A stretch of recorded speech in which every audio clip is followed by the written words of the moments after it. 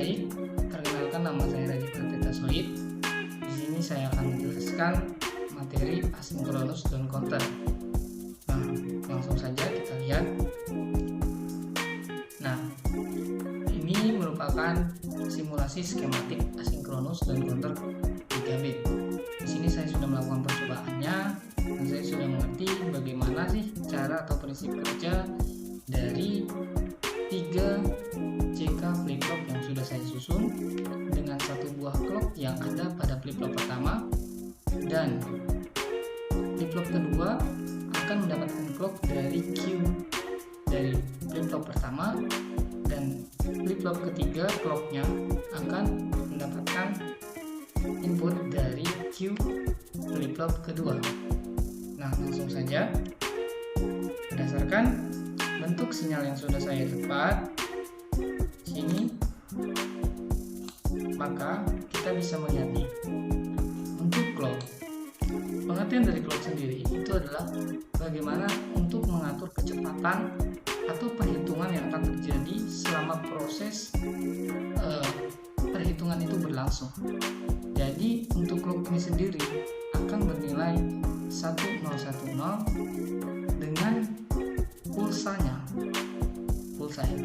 Jadi yang perlu diperlihatkan di sini adalah pulsanya. Jadi untuk clock sendiri itu adalah kita harus mengetahui pulsa jatuhnya. Jadi kita lihat di sini ada beberapa pulsa. Ini merupakan range yang akan mengatur bagaimana perhitungan yang akan terjadi. Nah, di sini kita bisa melihat clock itu memiliki batasan, yaitu dari sini pulsa jatuh ini sampai pulsa jatuh ini, dari sini ke sini, dari sini ke sini, dan ini ke sini. Nah, kita tahu bahwa QA merupakan masukan clock pertama. Nah, kita lihat ketika pulsa yang pertama jatuh, maka akan membangkitkan QA, yaitu di mode 1. QA akan kembali ke 0 apabila pulsa clock yang ini turun. Nah, ini turun. Nah, maka akan kembali ke 0. Lalu dia akan naik kembali ketika pulsa yang ini turun, dan akan turun kembali ke 0 ketika pulsa yang ini turun. Nah, dapat dilihat bahwa ini akan berlangsung 01, 01, 01, 01 sampai sini 0 ya. Nah, selanjutnya yang untuk QB sendiri. QB sendiri merupakan JK flip-flop yang dimana inputnya berasal dari nilai key pada JK flip-flop pertama, sehingga JK flip-flop yang kedua ini harus menunggu dulu. Nah, kita tahu kapan sih dia akan beroperasi. Nah, dia beroperasi berdasarkan turunnya pulsa yang terjadi pada QA. Kita lihat di sini, QA turun itu ketika ada di sini, sehingga kondisi awal sini adalah 0, dan sini adalah dia turun, sehingga di sini dia akan naik atau bangkit, sehingga di sini adalah poinnya 1. Nah, tadi sudah saya jelaskan bahwa pulsa yang turun itu memiliki range-nya. Kita lihat posisi QA, range turunnya itu dari sini sampai ke sini. Nah, sehingga angka 1 di sini pada QB itu kita lihat juga dari atasnya, bertahannya sampai kapan. Selanjutnya, ketika pulsanya lagi turun, karena ini batasan ini sampai sini ya, sehingga dia akan kembali ke 0.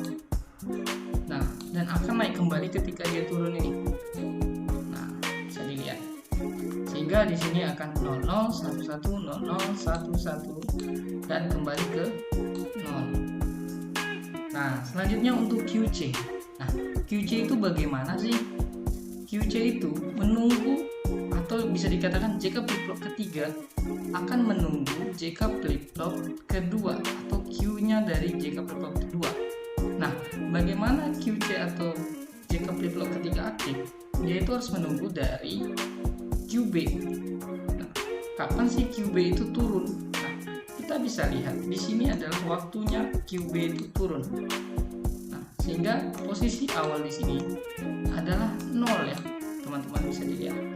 Sini adalah 0. Sehingga ketika ini turun, QB turun, maka di sini akan bangkit QC-nya 1. Sini akan bertahan selama turun yang ini bertemu dengan turun yang ini.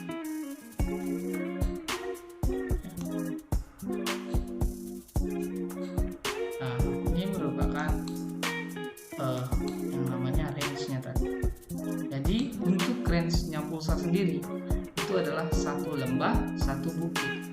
Nah, kita dapat lihat di sini satu lembah, satu bukit. Oke, karena kita sudah mendapatkan nilai Q, A, B, dan C, kita bisa mendapatkan hasilnya. Bagaimana perhitungan yang akan terjadi pada 7 segmen kita. Nah, kita 7 segmen kita itu tadi kan sudah dihubungkan pada Q bar A, Q bar B, dan Q bar C. Nah, kita lihat nilai dari A, B, dan C, Q ya, itu adalah 0, 0, 0. Sehingga kita tahu kalau Q bar itu merupakan kebalikan ya, itu bisa dikatakan inverse kalau tidak salah. Nah, 0, 0, 0 kebalikannya merupakan 1, 1, 1. Nah, untuk 1, 1 sendiri berdasarkan tabel kebenaran merupakan angka 7. Untuk kebalikan dari 1, 0, 0 adalah 0, 1, 1. Sehingga 1, 1, 0 itu merupakan angka 6 ya, angka 6. Lalu 1, 0, 1 ya, ini merupakan kebalikannya dari 0, 1, 0. Oke, maka di sini dijabarkan melalui tabel kebenaran yang ada di samping sini, ini merupakan 5. Nah, itu selanjutnya 1, 1, 0 merupakan 0, 0, 1. Nah, kalau bisa dibikin 1, 0, 0 itu 4. Selanjutnya 0, 0, 1 atau 1, 1, 0, 0, 1, 1 itu adalah kati 3.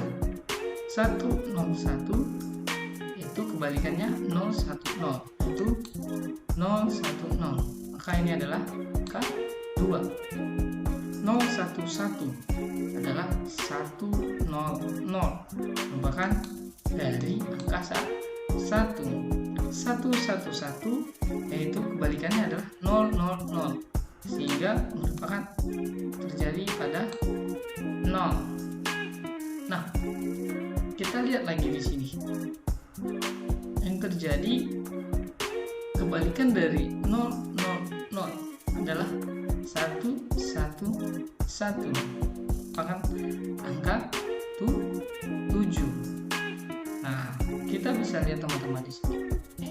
Kita bisa lihat bahwa batas ini akan terjadi pengulangan karena output yang dihasilkan dari Q, A, B, dan C ini kan hanya 3 bit, sehingga akan terjadi 8 step yang berulang-ulang. Mungkin itu saja penjabaran yang dapat saya sampaikan, karena kita bisa lihat bahwa di sini clock sangat berfungsi pada perubahan yang akan terjadi pada QA, QB, dan QC. Dan pada Q bar A, Q bar B, Q bar C merupakan output yang akan dihasilkan untuk kita lihat pada indikator bahwa itu merupakan down counter ya, down counter, karena itu adalah kebalikan dari QA, B, dan C. Mungkin demikian aja penjabaran mengenai bentuk sinyal dan tabel kebenaran yang dapat kita pilah dari asinkron dan counter ini.